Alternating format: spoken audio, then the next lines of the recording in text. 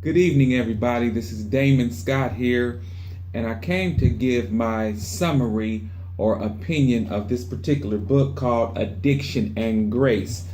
This was an excellent book.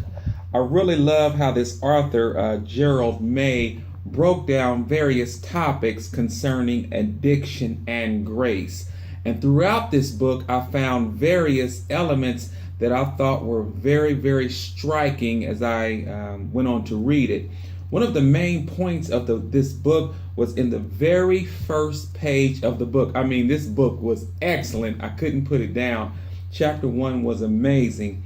He says here in the first and second sentence of page number 1, addiction and human freedom. This sets the tone for the whole book. He says, after 20 years of listening to the yearnings of people's hearts, I am convinced that all human beings have an inborn desire for God.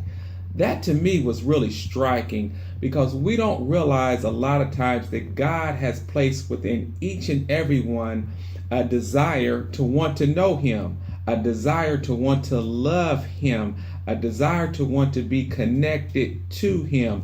And anything and anybody that comes against that and takes our mind off of that is sin. Anything that takes us away from the desire to love God and reach out to God is bad. And this is how addiction starts. As I continue to read this particular book, he also says on the same page, God creates us and plants the seeds of this desire within us. Then throughout our lives, God nourishes this desire, drawing us towards fulfillment of the two great commandments. That's to love God with all our heart and to love thy neighbor as thyself. And when you think of the dynamics of God's love and the desire that He has placed in our spirits, and that God fanned the flames of that desires, that is some good stuff. And this is where addiction starts to happen. Whenever we take our mind off of the things of Christ, when we take our mind off of God's love and what He has implanted into us, this opens up the door to an array of things the enemy uses to keep our minds away from God. Oh my goodness, this book was great. Also, the book talked about repression, and how a lot of times how we try to repress those things of God that's already built inside of us. He says here on page 2 that when we repress a desire, we try to keep it out of our awareness. We try to keep our focus on other things, safer things. Psychology calls this displacement.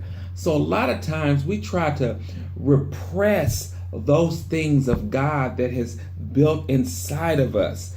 The book talks about the paradoxes of addiction and how addiction leads to attachment.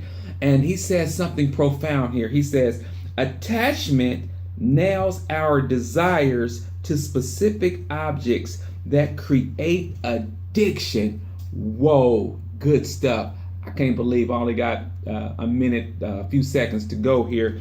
But also through this book, it broke down a little bit more about addiction, repression, a little bit more about repression. It also says here that he also learned that all people are addicts, and that people that are addicted to alcohol and other drugs are simply more obvious and tragic addictions that others have. You know, we are all addicted to something. What are you addicted to today?